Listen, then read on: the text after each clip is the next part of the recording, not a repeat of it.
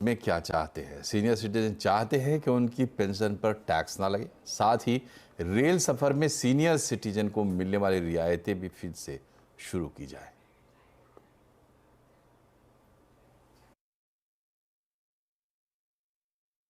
Sir आप बताएं, उम्मीद कर रहे हैं वित्त मंत्री से बजट में क्या कुछ होना चाहिए? जी, मैं सुपर सीनियर सिटीजन हूँ, तो मैं यही चाहता हूँ कि जो हमें इनकम टैक्स लगता है वो हमारे को बिल्कुल माफ़ होना 0% होना चाहिए, so that when we go on ऊपर तो हमारे को ये खुशी तो एक साथ ले जाएं जो इनकम टैक्स वालों ने हमें दे दी है। इसका तो कोई अदरवाइज हम जैसे पैसे तो ऊपर लेके नहीं जाएंगे, जो बचेंगे गुरुद्वारे मंदिर या लोगों के गरीबों में बांट देंगे। तो इसलिए हम गवर्नमेंट को भी वही देने हैं, गवर्नमेंट को अपने हाथ से क्यों ना दे। कहने का ये मतलब है कि हम अपने हाथ से क्यों ना दें, वो तो काट लेते हैं।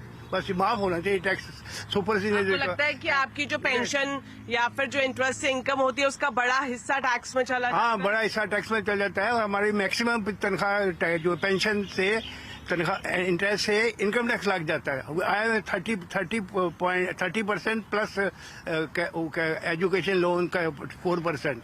I am paying tax, maximum tax उसी स्केल में जाता है। हम 30-40 लाख वाले तुम्हें उड़ जाते हैं। सर आप क्या उम्मीद कर रहे हैं वित्त मंत्री से ये उम्मीद करता हूँ कि मैं एक सीनियर सिटीजन हूँ, 72 ईयर्स ओल्ड हूँ और हमारी पेंशन और इंटरेस्ट की इनकम होती है जिस पर टैक्स देना पड़ता है।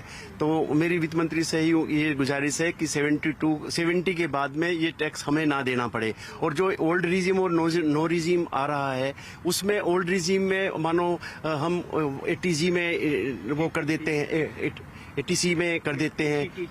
हाँ, और उसमें जो है सर उसमें इंश्योरेंस में हमें मिल जाता है या हाउसिंग लोन लिया है तो उसमें मिल जाता है। वो सब खत्म हो जाएगा न्यू रिजीम में, तो हमें और ज्यादा बर्डन पड़ जाएगा। तो ये तो इसकी तो आप ओल्ड रिजीम के पक्ष में हैं या फिर न्यू रिजीम? हम ओल्ड रिजीम के पक्ष में है कि कुछ में जिससे कि हमारी सेविंग वगैरह होती रहे और हमें इंश्योरेंस भी मिलता रहे इंश्योरेंस वगैरह कराने के बाद। ऊपर से हमारा रेलवे का भी खत्म कर दिया गया है जो 50% रेलवे का मिलता था। आप बताएं सर, आप क्या उम्मीद कर रहे हैं? I am 67 year. I would like to draw attention to section 112A pertaining to long-term capital gain. The quantum of deduction under this section remains the same, restricted to 1 lakh for the last many years. The country is expecting economy to grow multiple times and get a status of third largest economy very shortly.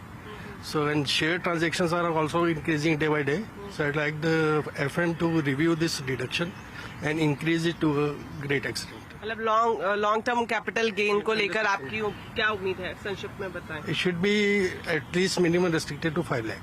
Okay तो जिस तरह से आपने सुना कि जो senior citizen है उनकी मुख्य मांग यही है, क्योंकि 65-70 साल के बाद जो एक आमदनी का जरिया होता है वो उनकी पेंशन होती है या फिर जो उनका जमा होता है उस पर इंटरेस्ट पे जो पैसा मिलता है वो होती है। ऐसे में इन दोनों को टैक्स फ्री किया जाए और जिस तरह से long term capital gain tax को लेकर भी यहाँ पर कुछ उम्मीदें हैं, कुछ मांगे हैं जो आपने खुद सुनी। तो उम्मीद करते हैं कि सीनियर सिटीजन की जो मांगे हैं उस तरफ भी वित्त मंत्री का ध्यान जाएगा और एक जो सबका साथ सबका विकास करने की बात मोदी सरकार करती है उसको अमली जामा पहनते हुए हम इस बजट में देखेंगे। दीपाली नंदा, दिल्ली।